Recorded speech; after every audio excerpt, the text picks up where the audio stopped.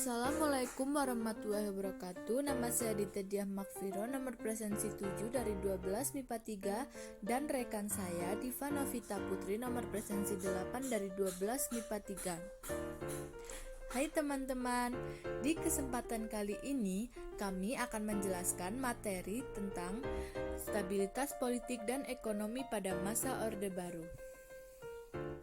Orde Baru yang seringkali kita kenal dengan Orba adalah sebutan bagi pemerintahan Presiden Soeharto di Indonesia.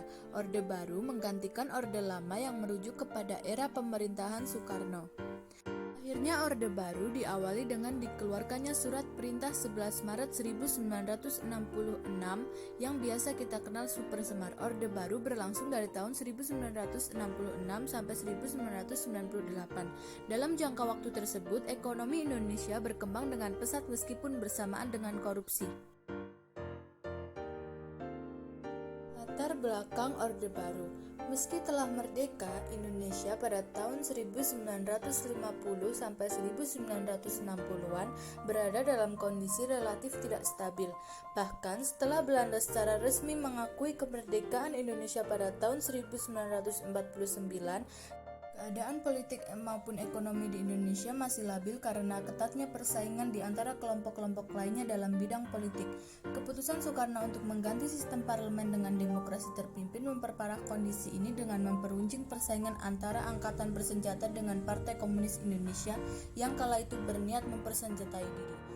Sebelum terlaksana, peristiwa gerakan 30 September terjadi dan mengakibatkan diberangkuskannya Partai Komunis Indonesia dari Indonesia. Sejak saat itu, kekuasaan Soekarno perlahan-lahan mulai melemah. Untuk pembahasan kita selanjutnya yaitu Surat Perintah 11 Maret 1966 atau Super Semar. Presiden Soekarno mengeluarkan surat perintah yang ditujukan kepada Letnan Jenderal Soeharto selaku Menteri Panglima Angkatan Darat untuk mengambil tindakan dalam rangka menjamin keamanan, ketenangan, dan stabilitas pemerintahan. Perumusan surat perintah ini sendiri dibantu oleh 3 perwira tinggi ABRI yaitu Mayor Jenderal Basuki Rahmat, Brigadir Jenderal M. Yusuf, Brigadir Jenderal Amish Mahmud, dan Brigadir Jenderal Subur. Surat perintah inilah yang kemudian dengan nama Super Semar atau Surat Perintah 11 Maret 1966. Yang selanjutnya yaitu pembentukan Kabinet Ampera. Dalam rangka memenuhi tuntutan ketiga Tritura, Soeharto dengan dukungan ketetapan MPRS nomor 13/MPRS/1966 membuat kabinet baru yang dinamai Kabinet Ampera. Tugas utama Kabinet Ampera adalah menciptakan stabilitas ekonomi dan stabilitas politik atau dikenal dengan Dwi Dharma Kabinet Ampera. Program kerja yang dirancangkan Kabinet Ampera disebut Catur Karya Kabinet Ampera, yaitu yang pertama memperbaiki kehidupan rakyat, kedua melaksanakan pemilu, ketiga melaksanakan politik luar negeri yang bebas aktif, dan yang terakhir melanjutkan perjuangan. Nah, kita akan melanjutkan kepada pembahasan inti kita yaitu kehidupan politik dan kehidupan ekonomi, dan yang pertama yaitu kehidupan politik. Dalam rangka menjamin keamanan, ketenangan, serta stabilitas pemerintahan, Soeharto sebagai pengemban Super Semar telah mengeluarkan kebijakan yang pertama yaitu pembubaran PKI. Membubarkan PKI pada tanggal 12 Maret 1966 dengan ketetapan MPRS nomor 9/MPRS/1966 menyatakan Partai Komunis Indonesia sebagai partai terlarang di Indonesia. Pada tanggal 8 Maret 1966, 15 menteri yang tersangka terlibat dalam gerakan 30 September diamankan. Yang kedua, penyederhanaan partai politik. Pada tahun 1973, setelah dilaksanakannya pemilu pertama pada masa Orde Baru melakukan penyederhanaan dan menggabungkan partai politik. Partai Persatuan Pembangunan yang menggabungkan NU, Parmusi, PSII, dan PERTI. Partai Demokrasi Indonesia (PDI) yang merupakan gabungan dari PNI, Partai Katolik, Partai Murba, IPKI, dan Parkindo. Golongan karya. Pemilihan umum. Selama Orde Baru, pemerintah berhasil melaksanakan 6 kali pemilihan umum, yaitu pada tahun 1971, 1977, 1982, 1987, 1992, dan 1997. Pemilu dilakukan dengan asas luber, langsung, umum, bebas, dan rahasia. Untuk kebijakan yang keempat, yaitu peran ganda atau duifungsi ABRI. Orde Baru menempatkan militer sebagai pemain sentral dalam perpolitikan Indonesia melalui doktrin duifungsi ABRI. Selain menjadi angkatan bersenjata, ABRI juga memegang fungsi politik, menjadikannya organisasi politik terbesar negara. Timbulnya peran ganda ABRI karena adanya pemikiran bahwa TNI adalah tentara pejuang dan pejuang tentara. Di DPR dan MPR mereka mendapatkan kursi dengan cara pengangkatan tanpa melalui pemilu. Pedoman penghayatan dan pengamalan Pancasila. Pada tanggal 12 April 1976, Presiden Soeharto mengemukakan gagasan mengenai pedoman untuk menghayati dan mengamalkan Pancasila yang terkenal dengan nama Eka Prasatya Pancakarsa. Untuk mendukung pelaksanaan Pancasila dan Undang-Undang Dasar 1945 secara murni dan konsekuen, maka sejak tahun 1978 pemerintah menyelenggarakan P4 secara menyeluruh dalam lapisan masyarakat, bersetujuan untuk membentuk pemahaman sehingga sama terhadap Pancasila, sehingga dengan adanya pemahaman yang sama terhadap Pancasila dan undang-undang diharapkan persatuan akan terpelihara. Semua bentuk organisasi tidak boleh menggunakan asasnya selain Pancasila. Menolak Pancasila sebagai asas tunggal merupakan pengkhianatan terhadap kehidupan berbangsa dan bernegara. Pancasila merupakan prestasi tertinggi Orde Baru dan oleh karenanya maka semua prestasi lainnya dikaitkan dengan nama Pancasila. Pancasila dianggap keselarasan atau kesaktian yang tidak boleh diperdebatkan. Penataan politik luar negeri. Pada masa Orde Baru, politik luar negeri Indonesia bebas aktif kembali dipulihkan. MPR mengeluarkan sejumlah ketetapan yang menjadi landasan politik luar negeri Indonesia. Pelaksanaan politik luar negeri Indonesia harus didasarkan pada kepentingan nasional seperti pembangunan nasional, kemakmuran rakyat, kebenaran, serta keadilan. Kembali menjadi anggota PBB. Pada tanggal 28 September 1966, Indonesia kembali menjadi anggota Perserikatan Bangsa-Bangsa PBB. Karena pemerintah sadar bahwa banyak manfaat yang diperoleh Indonesia selama menjadi anggota pada tahun 1955 sampai 1964. Kembalinya Indonesia menjadi anggota disambut baik. Hal ini dibuktikan dengan Adam Malik ditunjuk sebagai Ketua Majelis Hakim PBB untuk masa sidang 1974. Indonesia juga memulihkan hubungan dengan sejumlah negara seperti India, Thailand, Australia, dan negara-negara lainnya yang sempat renggang akibat politik konfrontasi Orde Lama. Pemulihan hubungan dengan Singapura. Dengan perantaraan Dubes Pakistan dan Myanmar, Habibur Rahman, hubungan Indonesia dengan Singapura berhasil dipulihkan kembali. Pada tanggal 2 Juni 1966, pemerintah Indonesia berhasil menyampaikan nota pengakuan atas Republik Singapura kepada Perdana Menteri Lee Kuan Yew. Lalu pemerintah Singapura menyampaikan nota jawaban kesediaan untuk mengadakan hubungan diplomatik dengan Indonesia. Pemulihan hubungan dengan Malaysia. Normalisasi hubungan Indonesia dengan Malaysia dimulai dengan diadakannya perundingan di Bangkok pada 29 Mei sampai 1 Juni 1966 yang menghasilkan perjanjian Bangkok. Isinya adalah: yang pertama, rakyat Sabah diberi kesempatan menegaskan kembali keputusan yang telah mereka ambil mengenai kedudukan mereka dalam Federasi Malaysia. Yang kedua, pemerintah kedua belah pihak menyetujui pemulihan hubungan diplomatik. Yang ketiga, tindakan permusuhan antara kedua belah pihak akan dihentikan. Kemudian yang terakhir adalah, dan pada tanggal 11 Agustus 1966 penandatanganan persetujuan pemulihan hubungan Indonesia dengan Malaysia ditandatangani di Jakarta oleh Adam Malik dari Indonesia dan Tun Abdul Razak dari Malaysia. Pembekuan hubungan dengan RRT. Pada tanggal 1 Oktober 1967, pemerintah Republik Indonesia membekukan hubungan diplomatik dengan Republik Rakyat Tiongkok.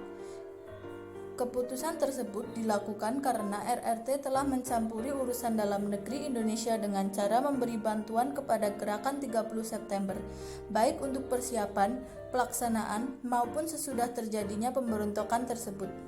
Selain pemerintah Indonesia merasa kecewa dengan tindakan teror yang dilakukan orang-orang Cina terhadap gedung, harta, dan anggota Kedutaan Besar Republik Indonesia di Peking, Pemerintah RRT juga telah mengeluarkan perlindungan kepada tokoh-tokoh gerakan 30 September di luar negeri, secara terang-terangan menyokong bangkitnya kembali Partai Komunis Indonesia. Melalui media massanya, RRT telah melakukan kampanye menyerang Orde Baru pada tanggal 30 Oktober 1967.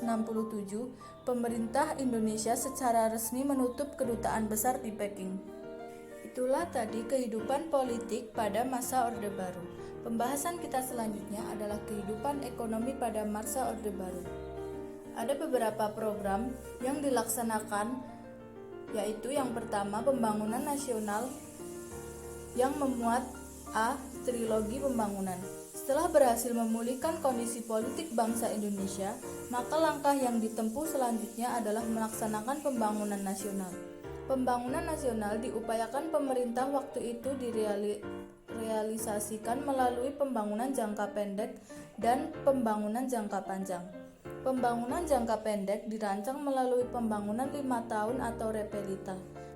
Pembangunan nasional adalah rangkaian upaya mewujudkan tujuan nasional yang tertulis dalam pembukaan Undang-Undang Dasar 1945, yaitu melindungi segenap bangsa dan seluruh tumpah darah Indonesia, meningkatkan kesejahteraan umum, mencerdaskan kehidupan bangsa, ikut melaksanakan ketertiban dunia yang berdasarkan kemerdekaan, perdamaian abadi, dan keadilan sosial. Trilogi pembangunan menghasilkan yang pertama, pemerataan pembangunan dan hasil-hasilnya menuju kepada terciptanya keadilan sosial bagi seluruh rakyat. Yang kedua, pertumbuhan ekonomi yang cukup tinggi. Yang ketiga, stabilitas nasional yang sehat dan dinamis. Jalur pemerataan pemenuhan kebutuhan pokok. Yang kedua, rakyat khususnya pangan, sandang, dan perumahan. Yang ketiga, pemerataan memperoleh kesempatan pendidikan dan pelayanan kesehatan. Yang keempat, pemerataan pembagian pendapatan. Yang kelima, pemerataan kesempatan kerja. Yang keenam, pemerataan kesempatan berusaha. Yang ketujuh, pemerataan kesempatan berpartisipasi dalam pembangunan, khususnya bagi generasi muda dan kaum wanita. Yang kedelapan, pemerataan dan penyebaran pembangunan di seluruh wilayah tanah air. Dan yang terakhir yaitu pemerataan kesempatan pemerolehan keadilan. Pelaksanaan pembangunan nasional. Seperti yang telah disebutkan di muka, bahwa pembangunan nasional direalisasikan melalui pembangunan jangka pendek dan pembangunan jangka panjang. Dan pembangunan jangka pendek dirancang melalui program pembangunan 5 tahun atau pelita. Selama masa Orde Baru, pemerintah telah melaksanakan 6 pelita, yaitu pelita yang pertama dilaksanakan 1 April 1969 sampai 31 Maret 1974 dan menjadi landasan bahwa awal pembangunan. Tujuan pelita 1 adalah meningkatkan taraf hidupnya rakyat dan sekaligus meletakkan dasar bagi pembangunan tahap berikutnya. Sasarannya adalah pangan, sandang, perbaikan prasarana perumahan rakyat, perluasan lapangan pekerjaan, dan kesejahteraan rohani. Pelita yang kedua mulai berjalan tanggal 1 April 1974 sampai 31 Maret 1979. Sasarannya utamanya adalah ketersediaan bahan pangan, perumahan, sarana prasarana, mensejahterakan rakyat, dan memperluas kesempatan kerja. Pelaksanaan pelita 2 dipandang cukup berhasil. Pelita yang ketiga dilaksanakan pada tanggal 1 April 1979 sampai Maret 1984. Pelaksanaan pelita ini masih berpedoman pada trilogi pembangunan dengan titik berat pembangunan adalah pemerataan yang dikenal dengan 8 jalur pemerataan.